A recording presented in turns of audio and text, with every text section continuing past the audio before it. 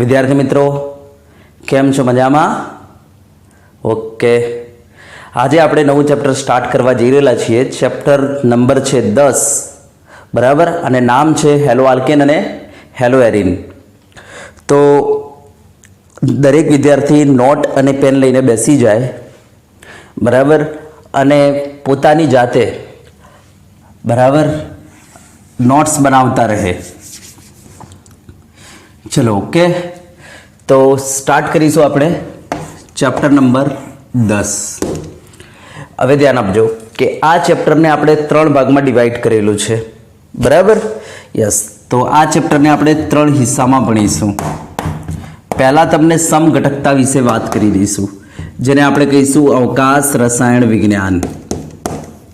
અવકાશ રસાયણ વિજ્ઞાન. યસ, પહેલાં તમને આપણે આ ભણાવીશું. એના પછી આપણે તમને ભણાવીશું હેલો આલ્કેન, અને ત્યારબાદ હું તમને ભણાવીશ હેલો એરિન. તો વિદ્યાર્થી મિત્રો, આ રીતના આપણે આ ચેપ્ટરને 3 ભાગમાં ડિવાઈડ કરેલું છે.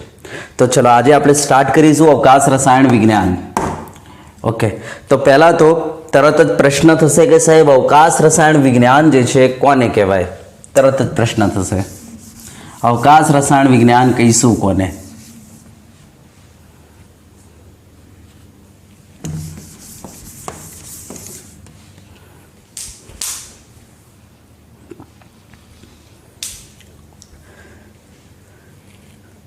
વિદ્યાર્થી મિત્રો કેમ છો? મજામાં?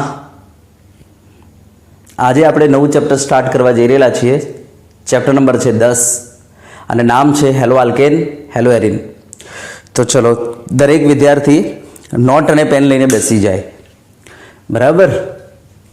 ચલો, તો સ્ટાર્ટ કરીશું આપણે ચેપ્ટર નંબર 10, અને મારી સાથે સાથે નોટ્સ બનાવતા રહે.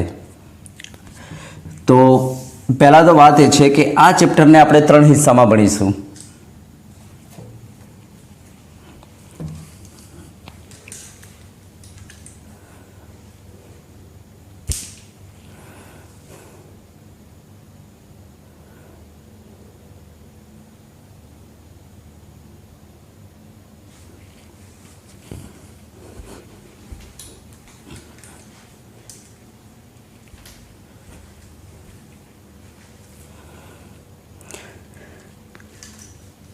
હેલો વિદ્યાર્થી મિત્રો, કેમ છો? મજામાં? આજે આપણે નવું ચેપ્ટર સ્ટાર્ટ કરવા જઈ રહેલા છીએ. ચેપ્ટર છે 10, હેલો આલ્કેન અને હેલો એરિન, બરાબર? તો દરેક વિદ્યાર્થી નોટ અને પેન લઈને બેસી જાય અને પોતાની જાતે પોતાના શબ્દોમાં પોતાની નોટ્સ બનાવે. ચલો, તો ધ્યાન આપજો. આ ચેપ્ટર નંબર 10 જે છે એને આપણે 3 હિસ્સામાં ડિવાઈડ કરેલું છે. આપણે એને 3 ભાગમાં ભણીશું. પહેલાં તમને ભણાવીશું અવકાશ રસાયણ વિજ્ઞાન, એનો મતલબ સમઘટકતા ભણાવીશું. યસ. પછી આપણે તમને ભણાવીશું હેલો આલ્કેન, અને ત્યારબાદ હું તમને ભણાવીશ હેલો એરિન. એમ કરીને આપણે આ ચેપ્ટરને 3 ભાગમાં ભણીશું. હવે ચલો સ્ટાર્ટ કરીશું. પહેલાં અવકાશ રસાયણ વિજ્ઞાન કોને કહીશું, બરાબર? તો ચલો સ્ટાર્ટ કરીએ. અવકાશ રસાયણ વિજ્ઞાન. તો ચલો, અવકાશ રસાયણ વિજ્ઞાન કોને કહીશું? તો ધ્યાન આપજો, આજ સુધીમાં તમે જેટલા પણ અણુ ભણેલા છો, આ અણુના બંધારણ તમે 2Dમાં ભણેલા છો. જેમ કે હું ગ્લિસરાલ્ડિહાઇડનું અહીંયા સ્ટ્રક્ચર ડ્રો કરું છું. ગ્લિસરાલ્ડિહાઇડ, તો તમે ગ્લિસરાલ્ડિહાઇડના બંધારણને આ રીતના બનાવો છો, કંઈક આ રીતના બનાવો છો.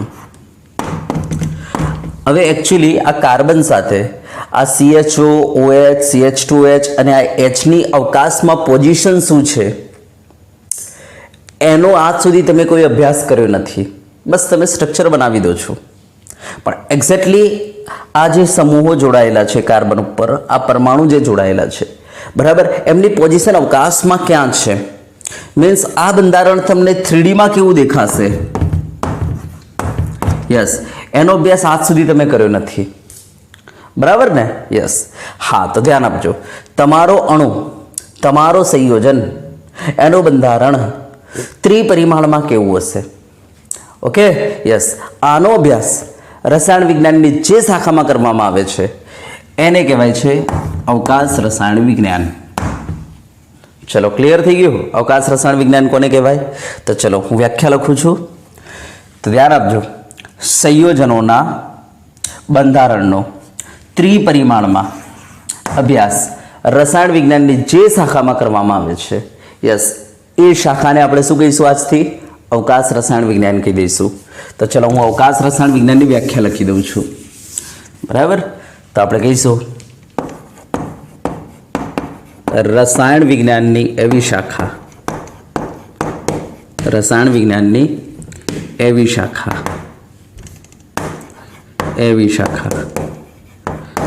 કે જેમાં સંયોજનોના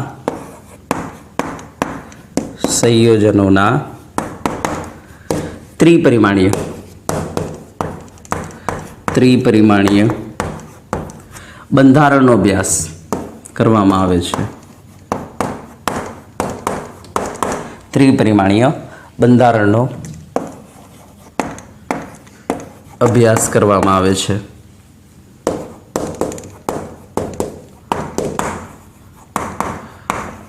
આવી શાખાને આપણે શું કહીશું?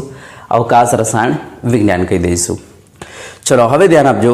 અવકાશ રસાયણ વિજ્ઞાનનો મેન પાયો જે છે સમઘટકતા છે. માટે આપણે સમઘટકતા જો સમજીશું ને તો આપણને અવકાશ રસાયણ વિજ્ઞાન ખબર પડી જશે. તો ચલો આપણે સમઘટકતાથી સ્ટાર્ટ કરીશું, બરાબર? તો અવકાશ રસાયણ વિજ્ઞાનને સમજવા માટે આપણે સમઘટકતાથી સ્ટાર્ટ કરીશું. તો ચલો પહેલા પોઈન્ટ આપણે મારી દઈશું સમઘટકતા.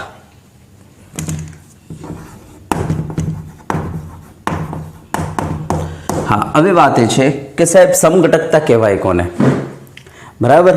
તો હું તમને એક એક્ઝામ્પલ આપી દઉં કે મારી પાસે એમ સમજો કે આ બે વસ્તુ છે, ધ્યાન આપજો ને, આ બે વસ્તુ છે મારી પાસે, યસ.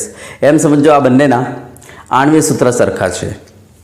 હા, પણ આ બંને વસ્તુ દેખાય છે કેવી તમને? અલગ અલગ, હે ને ભાઈ? છે ને અલગ અલગ? યસ. પણ આણ્વિય સૂત્ર એમ સમજો કે સરખા છે, બરાબર? યસ. પણ વસ્તુ છે અલગ અલગ.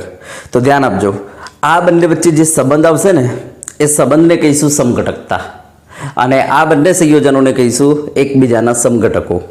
તો સમઘટકતા ક્યારે કહીશું? તો જ્યારે કોઈ બે વસ્તુ અલગ અલગ હોય પણ એમના આણ્વિય સૂત્ર કેવા હોય? સમાન, તો આપણે એને સમઘટકો કહીએ છીએ. અને એ બંને વચ્ચે જે સંબંધ હોય છે સંબંધને કહેવાય છે સમઘટકતા.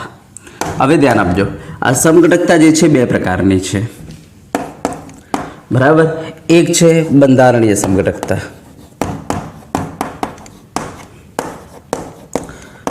ચલો, બંધારણીય સમઘટકતા કોને કહેવાય? તો આપણે કહીશું આ જે બે વસ્તુ હતી તમારી જે અલગ પડી, બરાબર? અલગ પડી ને આ બે વસ્તુ, યસ. આણ્વિય સૂત્ર સમાન છે પણ બંને વસ્તુ કેવી છે? અલગ છે. હવે અલગ થવા પાછળનું કારણ શું છે? દાખલા તરીકે અલગ થવા પાછળનું કારણ એ છે કે આ બંને જે છે એમના બંધારણ અલગ હોવાને કારણે આ બંને વસ્તુ અલગ પડી રહેલી છે. બંનેના બંધારણ અલગ હોવાને કારણે જો આ બંને વસ્તુ અલગ પડતી હોય તો આપણે આ બંને વચ્ચેના સંબંધને કહીશું, ધ્યાન આપજો, આ બંને વચ્ચેના સંબંધને કહીશું સમઘટકતા તો કહીશું, પણ એમાં એક નામ આપીશું, ભાઈ બંધારણીય સમઘટકતા છે આ, બરાબર? યસ. અને દાખલા તરીકે આ બંનેનું બંધારણ સેમ છે, આણ્વિય સૂત્ર સેમ છે, છતાં પણ આ બંને એકબીજાના સમઘટકો છે. એનો મતલબ કે આ બંને વસ્તુ અલગ પડે છે છતાં પણ. ધ્યાન આપજો, મારી પાસે આ બે વસ્તુ છે, બંને અલગ છે પણ એમના આણ્વિય સૂત્ર સરખા છે, બંધારણીય સૂત્ર સરખા છે, છતાં પણ આ બંને વસ્તુ અલગ છે. તો અલગ થવા પાછળનું કારણ શું હશે? તો આ બંનેમાં જે પરમાણુઓ લાગેલા છે એમની અવકાશમાં ગોઠવણી અલગ હશે, જેના કારણે આ બંને વસ્તુ અલગ પડી રહેલી છે. તો આપણે એ વખતે આ બંને વચ્ચેના સંબંધને આપણે શું નામ આપીશું? અવકાશીય સમઘટકતા નામ આપી દઈશું. ચલો, બરાબર? તો શું નામ આપીશું આપણે? અવકાશીય સમઘટકતા નામ આપીશું. તો આપણી પાસે એક છે બંધારણીય સમઘટકતા અને બીજી આવશે અવકાશીય સમઘટકતા. બીજી આવશે અવકાશીય સમઘટકતા.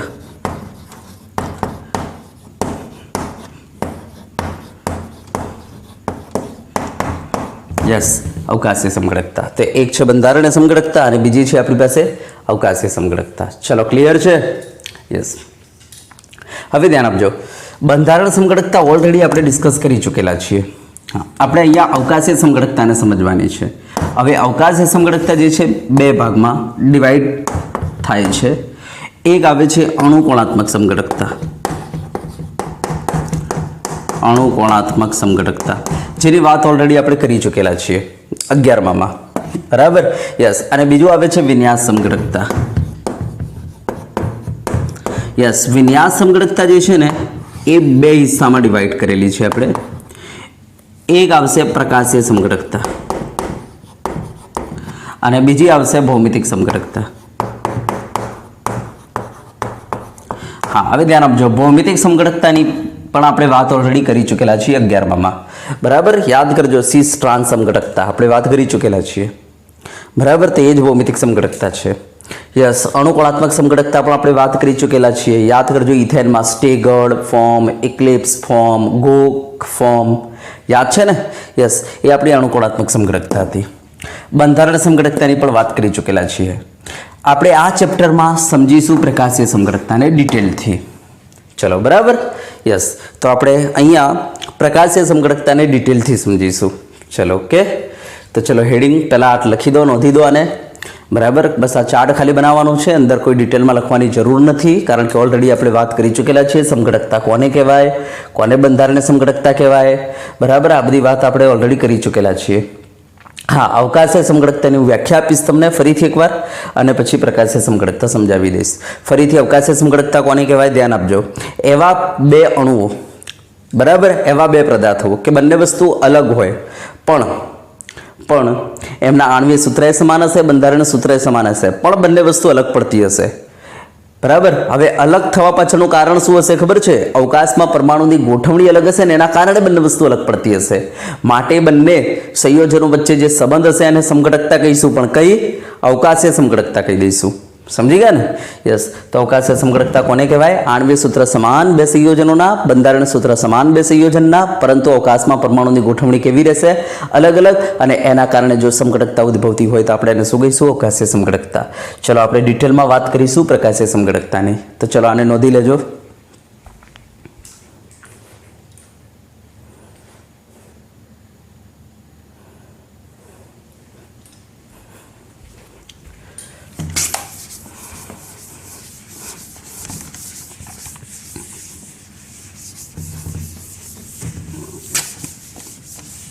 ચલો, હવે આપણે સ્ટાર્ટ કરીશું પ્રકાશીય સમગડકતા. પ્રકાશીય સમગડકતા કહીશું કોને? બરાબર?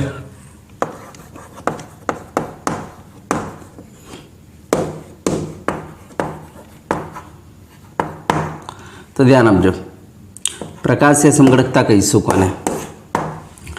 તો કેટલાક એવા સંયોજનો હોય છે, ધ્યાન આપજો, કે સમઘટકો હોય છે, પરંતુ સમઘટક થવા પાછળનું કારણ એ છે કે એના ઉપર મીન્સ એ સંયોજનો જ્યારે પ્રકાશ ઉપર અસર કરશે તો એ સંયોજનોની પ્રકાશ ઉપર થતી અસર અલગ અલગ હશે, અને એના કારણે જો બંને વસ્તુ અલગ પડતી હશે, બરાબર, એના કારણે જો બે સંયોજનો અલગ પડતા હશે તો આપણે એને શું કહીશું? એકબીજાના પ્રકાશીય સમઘટકો કહીશું. ધ્યાન આપજો, પ્રકાશીય સમઘટકો કોને કહીશું? તો દાખલા તરીકે બે સંયોજનો મારી પાસે, બરાબર, બે સંયોજનો છે. આ બંને સંયોજનોની પ્રકાશ ઉપર અસર જો અલગ અલગ હશે અને એના કારણે જો આ બંને વસ્તુ અલગ પડતી હશે, બરાબર, ધ્યાન આપજો, તો આપણે એને શું કહીશું? પ્રકાશીય સમગડકતા. એનો મતલબ કે આ બે સંયોજનો જે છે, બરાબર, એમના આણ્વીય સૂત્ર સમાન હશે, આ બે સંયોજનના બંધારણ સૂત્ર સમાન હશે, પરંતુ આ બંને સંયોજનની જે પ્રકાશ ઉપર અસર થતી હશે જો એ અલગ અલગ હશે તો આ બે સંયોજનને આપણે શું કહીશું? એકબીજાના પ્રકાશીય સમઘટકો કહીશું, બરાબર? તો પ્રકાશીય સમગડકતા કોને કહેવાય? તો કોઈ પણ બે સંયોજન લઈ લો.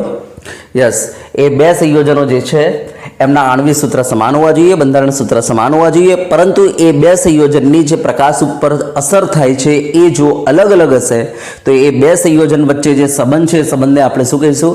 પ્રકાશીય સમઘટકતા કહી દઈશું. ચલો, ક્લિયર છે? યસ, તો ચલો, પ્રકાશીય સમઘટકતાની આપણે વ્યાખ્યા લખી દઈશું, બરાબર? જે સંયોજનોના आणवीय सूत्र समान, आणवीय सूत्र समान, आणवीय सूत्र समान, બંધારણીય सूत्र समान,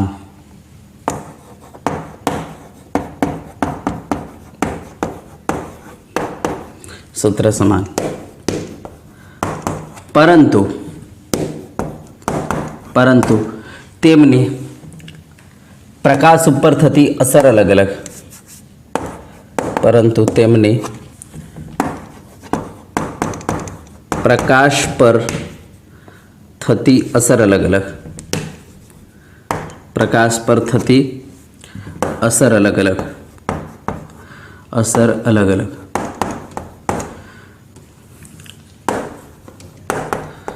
तो આપણે તે બે સંયોજનને શું કહીશું? આપણે એકબીજાના પ્રકાશીય સમઘટકો કહીશું અને આ ઘટનાને આપણે શું કહીશું? પ્રકાશીય સમઘટકતા કહી દઈશું। ચલો, બરાબર? યસ, ડિટેલમાં આપણે સમજીશું એટલે તમને ખબર પડશે। ડોન્ટ વરી, અત્યારે બસ ખાલી વ્યાખ્યા લખી દો, બરાબર? ખબર પડી જશે। ચલો, વ્યાખ્યા ઉતારી દો પહેલાં કે કોઈ બે સંયોજનો જેમના આણ્વીય સૂત્ર સમાન હોય, બંધારણીય સૂત્ર સમાન હોય, પરંતુ એ બે સંયોજનની જે પ્રકાશ ઉપર અસર થશે, બરાબર, કોઈ સંયોજન પ્રકાશને રાઈટ ડાયરેક્શનમાં રોટેટ કરશે તો કોઈ સંયોજન પ્રકાશને લેફ્ટ ડાયરેક્શનમાં રોટેટ કરશે, એમ પ્રકાશ ઉપર જે અસર થશે એ જો અલગ અલગ હશે તો તે બે સંયોજનને આપણે શું કહીશું? એકબીજાના શું કહીશું? સમઘટકો। પણ કયા સમઘટકો? પ્રકાશીય સમઘટકો કહી દઈશું અને એમની વચ્ચે જે સંબંધ છે એને કહીશું પ્રકાશીય સમઘટકતા। ચલો, ક્લિયર? યસ, તો ચલો ઉતારી દો આ વ્યાખ્યાને। ચલો, હવે ધ્યાન આપજો। આપણે આના માટે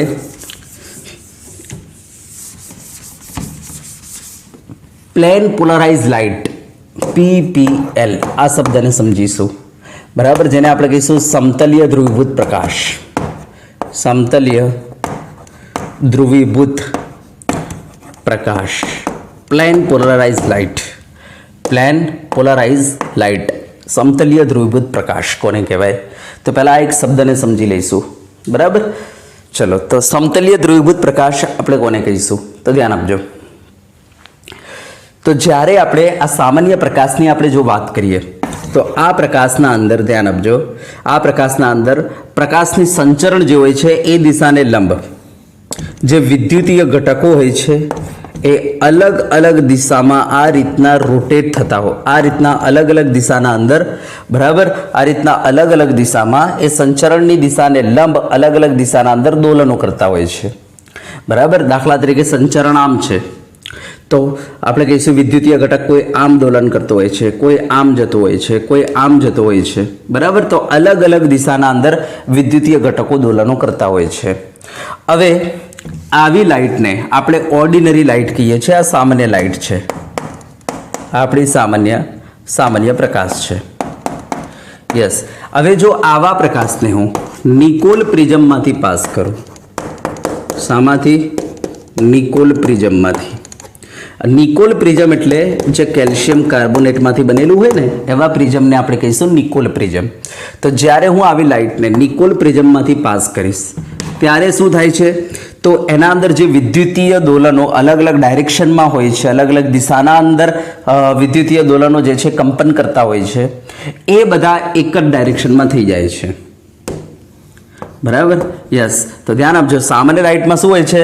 તો પ્રકાશના સંચરણની દિશાને લંબ વિદ્યુતીય દોલનો, વિદ્યુતીય ઘટકો જે છે એ કોઈ આ દિશામાં દોલન કરતું હોય, કોઈ આ રીતના દોલન કરતું હોય, કોઈ આમ દોલન કરતું હોય, બરાબર? તો આ રીતના એમના વિદ્યુતીય ઘટકો જે છે અલગ અલગ ડાયરેક્શનમાં આ રીતના નીકળતા હોય છે સંચરણની દિશાને લંબ। યસ, આવા પ્રકાશને સામાન્ય પ્રકાશ કહેવાય છે। આવા પ્રકાશને જ્યારે નિકોલ પ્રિઝમમાંથી આપણે પાસ કરીએ છીએ ત્યારે શું થાય છે? એમના જે વિદ્યુતીય ઘટકોના જે દોલનો હતા એ બધા એક જ સમતલમાં થઈ જાય છે। યસ, આવા પ્રકાશને આપણે કહીશું આજથી પ્લેન પોલરાઇઝ લાઇટ અથવા સમતલીય ધ્રુવીભૂત પ્રકાશ કહી દઈશું। ચલો, ક્લિયર થઈ ગયું? યસ, હવે ધ્યાન આપજો, આ પીપીએલને જો આપણે ધ્યાન આપજો કોઈ પદાર્થ માંથી જો આપણે પસાર કરીએ, દાખલા તરીકે હું અહીંયા કોઈ પદાર્થ દાખલા તરીકે ગ્લુકોઝને મારે ચેક કરવો છે તો ગ્લુકોઝનું દ્રાવણ બનાવીને અહીંયા મૂકી દઈશ અને એમાંથી જો હું આ પ્લેન પોલરાઇઝ લાઇટ સમતલીય ધ્રુવીભૂત પ્રકાશને જો હું એમાંથી પાસ કરીશ અને જો આ પદાર્થ મારી લાઇટને જો રોટેટ કરી દેશે, બરાબર, આઈધર ઘડિયાળના કાંટાની દિશામાં યા તો પછી ઘડિયાળના કાંટાની વિરુદ્ધ દિશામાં જો રોટેટ કરી દેશે મારી લાઇટને જો આ પદાર્થ, તો આપણે આ પદાર્થને કહીશું પ્રકાશ ક્રિયાશીલ. અને જો આ પદાર્થે આ લાઇટને રોટેટ ન કરી અને લાઇટ એમને અંદર થઈને નીકળી ગઈ જેમ હતી એમને જ, તો એ વખતે આપણે આ પદાર્થને કહીશું પ્રકાશ અક્રિયાશીલ પદાર્થ. સમજી ગયા? યસ. તો ધ્યાન આપજો, પદાર્થ ક્રિયાશીલ છે કે અક્રિયાશીલ? તો ધ્યાન આપજો, જો આ પદાર્થ આ લાઇટને જ્યારે આપણે એમાંથી પાસ કરીએ અને જો એને રોટેટ કરી નાખશે આ લાઇટને, બરાબર, જો આ પદાર્થ ચાહે ઘડિયાળના કાંટાની દિશામાં કરે ચાહે ઘડિયાળના કાંટાની વિરુદ્ધ દિશામાં, તો આપણે આ પદાર્થને કહીશું પ્રકાશ ક્રિયાશીલ પદાર્થ. અને જો આ રોટેટ ન કરે, આ પદાર્થ જે છે લાઇટને રોટેટ ન કરે, લાઇટ એમનેમ જેવી હતી એમનેમ, દાખલા તરીકે અહીંયાથી લાઇટ આ રીતના નીકળી અને એમનેમ જ અંદરથી બહાર નીકળી જાય, બરાબર, એમનેમ જ અંદરથી બહાર નીકળી જાય, લાઇટનું રોટેશન ન થાય, તો એ વખતે આપણે આ પદાર્થને શું કહીશું?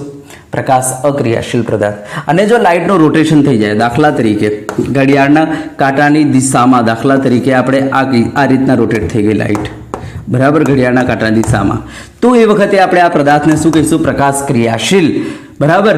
અને આપણે એના માટે એક શબ્દ વાપરી શકીએ, ડેક્સ્ટ્રો અથવા પોઝિટિવ. કયો શબ્દ વાપરી શકીએ? ડેક્સ્ટ્રો પદાર્થ છે અથવા પોઝિટિવ પદાર્થ છે. અને જો આ પદાર્થ લાઇટને રોટેટ કરે પરંતુ એ ઘડિયાળના કાંટાની વિરુદ્ધ દિશામાં રોટેટ કરી નાખે, દાખલા તરીકે આ આપણી એની મેન, બરાબર, એક્સિસ હતી અને એનાથી વિરુદ્ધ ડાયરેક્શનમાં આ રીતના રોટેટ કરી નાખે, બરાબર, લાઇટ જે છે આમ આવી ગઈ ઘડિયાળના કાંટાની વિરુદ્ધ દિશામાં, તો પછી આ પદાર્થને આપણે નામ આપીશું લીવો. શું નામ આપીશું? લીવો, બરાબર, યા તો નેગેટિવ નામ આપી દઈશું. ચલો, ક્લિયર થઈ ગયું? તો ધ્યાન આપજો ફરીથી એક વખતે, જ્યારે આપણે સમતલીય ધ્રુવીભૂત પ્રકાશને આપણા પદાર્થમાંથી પસાર કરીશું અને જો પદાર્થ લાઇટને રોટેટ કરી દે જેમ કે આ, તો આપણે આ પદાર્થને શું કહીશું? પ્રકાશ ક્રિયાશીલ પદાર્થ કહી દઈશું. અને રોટેટ ના કરે અને લાઇટ એમને બહાર નીકળી જાય, તો પછી આ પદાર્થને આપણે શું કહીશું? પ્રકાશ અક્રિયાશીલ પદાર્થ કહી દઈશું. અને જો રોટેશન એમનું ઘડિયાળના કાંટાની દિશામાં થતું હોય તો આપણે એ વખતે ડેક્સ્ટ્રો શબ્દ વાપરીશું આ પદાર્થ માટે. અને જો રોટેશન ઘડિયાળના કાંટાની વિરુદ્ધ દિશામાં થતું હોય તો આપણે આ પદાર્થ માટે એ વખતે લીવો શબ્દ વાપરીશું. ચલો, ક્લિયર થઈ ગયું? તો આ રીતના તમારો પદાર્થ જે છે પ્રકાશ ક્રિયાશીલ છે કે નહીં, જો આપણે ચેક કરવું હોય તો આપણે આ રીતના ચેક કરી શકીએ છીએ. ઓકે, લાઇટ પાસ કરીને. કઈ લાઇટ? સમતલીય ધ્રુવીભૂત લાઇટને પાસ કરીને. ઓકે, હવે આ જે ઇન્સ્ટ્રુમેન્ટ છે, આ ઇન્સ્ટ્રુમેન્ટનું નામ છે પોલારીમીટર, કે જેની મદદથી કોઈ પણ પદાર્થ જે છે પ્રકાશ ક્રિયાશીલ છે કે નહીં આપણે કાઢી શકીએ છીએ, બરાબર. તો આ ઇન્સ્ટ્રુમેન્ટનું નામ શું છે? આખું પોલારીમીટર. પોલારીમીટર નામ છે ઇન્સ્ટ્રુમેન્ટનું. Okay, yes. હવે ધ્યાન આપજો કે અહીંયા જે એંગલ બને છે, બરાબર, આ રોટેશનનું, એને આપણે આલ્ફા કહીશું. આ જે એંગલ બને છે એને શું કહીશું? આલ્ફા. એને કહીશું અવલોકિત પરિભ્રમણ. શું કહી દઈશું? અવલોકિત પરિભ્રમણ. જો આપણે આ અવલોકિત પરિભ્રમણને, ધ્યાન આપજો, અવલોકિત પરિભ્રમણને,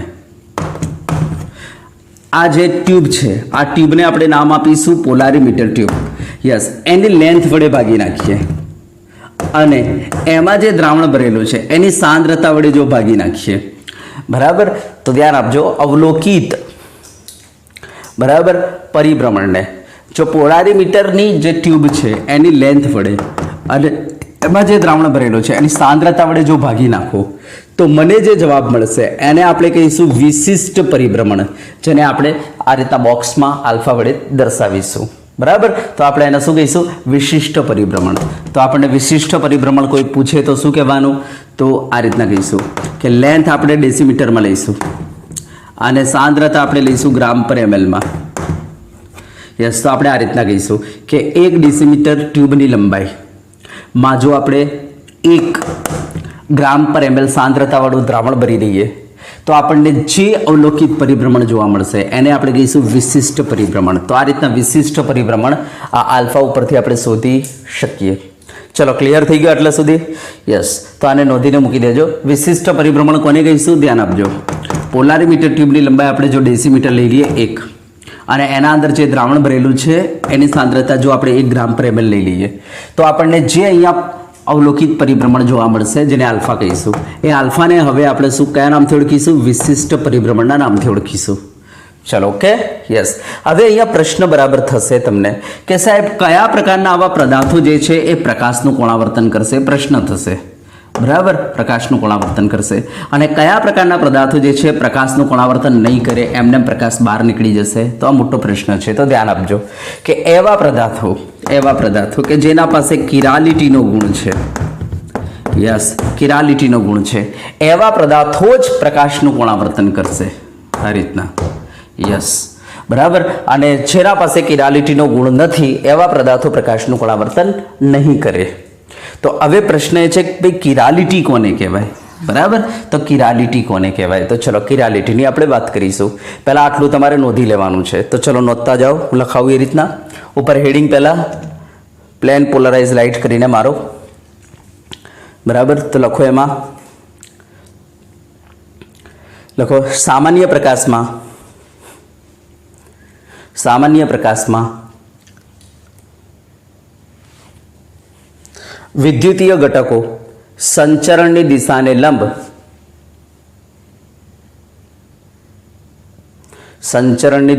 લંબ અલગ અલગ સમતલમાં દોલનો કરતા હોય છે. અલગ અલગ સમતલમાં દોલનો કરતા હોય છે.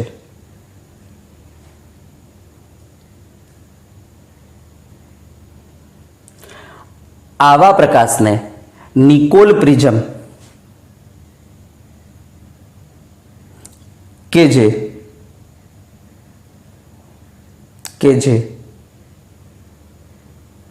CaCO3 માંથી બનેલ છે તેમાંથી પસાર કરતા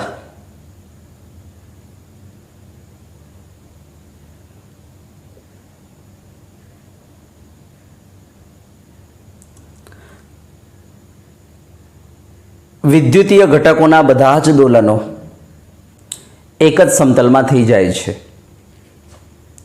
વિદ્યુતીય ઘટકોના બધા જ દોલનો એક જ સમતલમાં થઈ જાય છે.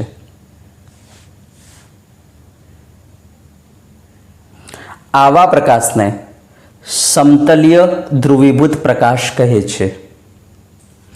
આવા પ્રકાશને શું કહેવાય છે?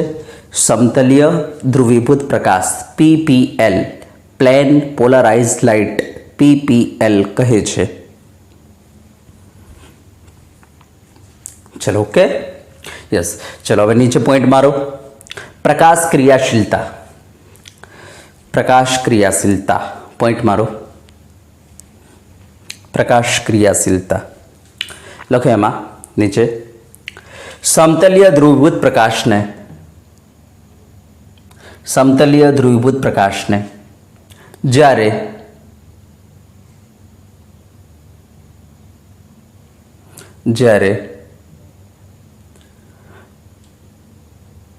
પદાર્થના બનાવેલ દ્રાવણમાંથી પસાર કરવામાં આવે છે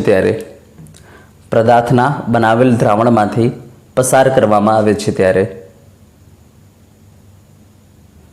જો પદાર્થ પ્રકાશનું કોણાવર્તન કરી દે તો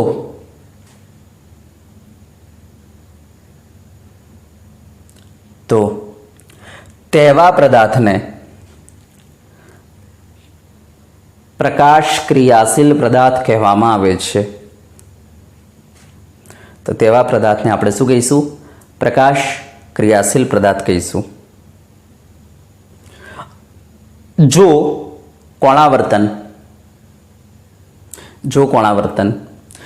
પ્રકાશનું કોણાવર્તન ઘડિયાળના કાંટાની દિશામાં થતું હોય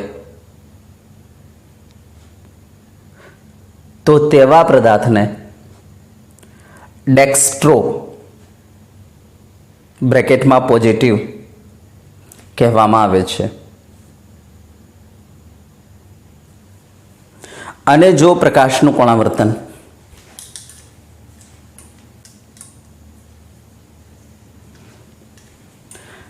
ઘડિયાળના કાંટાની વિરુદ્ધ દિશામાં થતું હોય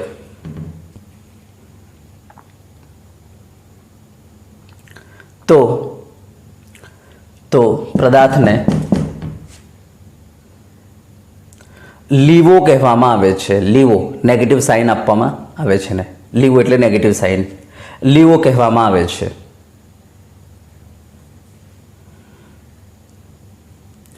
નીચે લખો, જો પદાર્થ પ્રકાશનું કોણાવર્તન ન કરે તો, જો પદાર્થ આ પ્રકાશ એમને બહાર આવી જાય, જો પદાર્થ પ્રકાશનું કોણાવર્તન ન કરે તો તેવા પદાર્થને શું કહીશું? તેવા પદાર્થને પ્રકાશ અક્રિયાશીલ પદાર્થ કહેવામાં આવે છે. પ્રકાશ અક્રિયાશીલ પદાર્થ કહેવામાં આવે છે.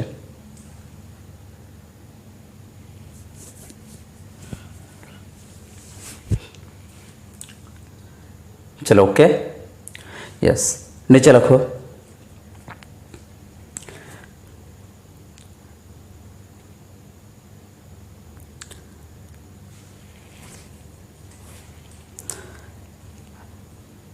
પ્રકાશ ક્રિયાશીલતા માપવા માટેના આ સાધનને પોલારીમીટર કહે છે.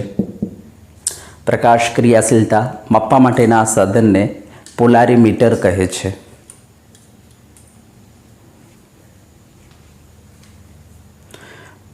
નીચે લખો, અવલોકિત પરિભ્રમણ પરથી વિશિષ્ટ પરિભ્રમણ નીચેના સૂત્રથી શોધી શકાય. Alpha is equal to alpha upon L into C.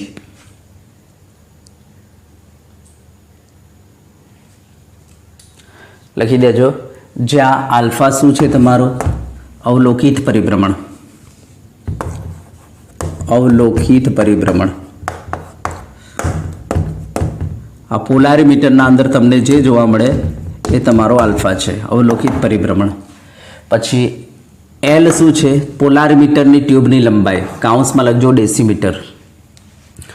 L છે પોલારીમીટર ટ્યુબની લંબાઈ, કાઉન્સમાં ડેસીમીટર, ડેસીમીટરમાં લઈશું.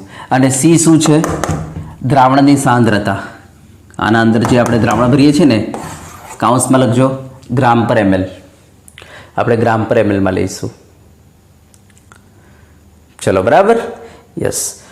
હા, હવે ધ્યાન આપજો. તરત જ પ્રશ્ન થશે કે સાહેબ કયા પ્રકારના પદાર્થો પ્રકાશનું કોણાવર્તન કરશે? તો ધ્યાન આપજો, એવા પદાર્થો કે જેની પાસે કયો ગુણ છે? કિરાલિટીનો ગુણ છે. તો ચલો નીચે લખો, તો એવા પદાર્થો કે જેની પાસે કિરાલિટીનો ગુણ હોય છે, એવા પદાર્થો કે જેની પાસે કિરાલિટીનો ગુણ હોય છે તે જ પદાર્થો પ્રકાશનું કોણાવર્તન કરી શકે છે. તે જ પદાર્થો પ્રકાશનું કોણાવર્તન કરી શકે છે. બરાબર, ચલો ક્લિયર થઈ ગયું. ફરીથી એક વખત ધ્યાન આપજો, આ સામાન્ય પ્રકાશ છે. સામાન્ય પ્રકાશમાં શું હોય છે? તો આ વિદ્યુતીય ઘટકોના જે દોલનો હોય છે ને, એ સંચરણની દિશાને લંબ અલગ અલગ સમતલમાં થતા હોય છે. બરાબર, ધ્યાનથી જજો.